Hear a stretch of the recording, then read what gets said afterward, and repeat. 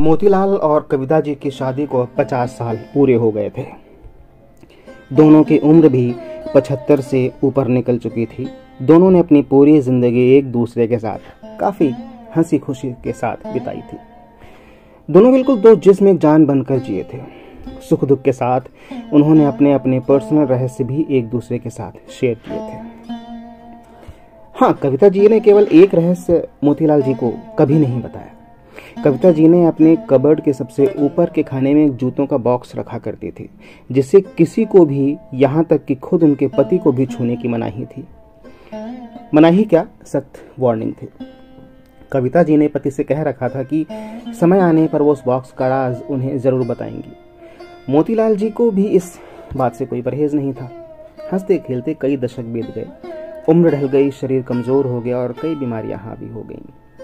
कविता जी बीमारियों से जूझते जूझते हार मानने लगी। तब अपना आखिरी समय करीब है ये जानकर उन्होंने मोतीलाल जी को अपने पास बुलाया और अपने जीवन का वो एकमात्र राज जो उनके कब्र में बंद था उसको उससे परिचित कराया। कविता जी ने पति को उस बॉक्स को लाने के लिए कहा। मोतीलाल उस बॉक्स को लेकर आए और उसे ओपन किया तो देखकर हैरान हो गए। उस बॉक्स में 2 खरोची हुई छोटी डॉल्स और ढेर सारे नोट, पैसे थे। मोतीलाल जी ने कविता से उन डॉल्स के बारे में पूछा। कविता जी ने कहा, जब मेरी शादी होने वाली थी तब मेरी दादी ने मुझे समझाया था कि अगर अपनी शादी को लंबे समय तक चलाना चाहती हो तो एक दूसरे से जितनी हो सके आर्गुमेंट्स और शिकायतें कम हो उसका ध्यान रखना। और उन्होंने उसके लिए मुझे ये डॉल्स का तरीका भी बताया था, जिसमें जब भी मुझे तुमसे कोई शिकायत हो तब एक डॉल को खुरच कर उसे संभाल कर रख लेना। कविता जी की बात सुनकर मोतीलाल जी की आंखें भीग गईं, क्योंकि पिछले 50 सालों में कविता जी को उनसे सिर्फ 2 बार शिकायतें हुई। ये विचार ही उनके लिए काफी सुखद था।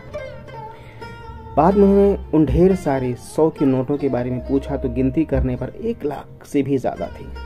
कविता जी ने कहा, ये नोट मैंने तब इस बॉक्स में डाली जब मैंने आपके साथ कोई खुशी या संतोष के पल बिताए। आनंद मोतीलाल जी अपनी पत्नी को गले लगाकर रो पड़े और बोले, मेरे किसी जन्म के पुण्य ही होंगे जिससे मुझे तुम पत्नी के रूप में मिली।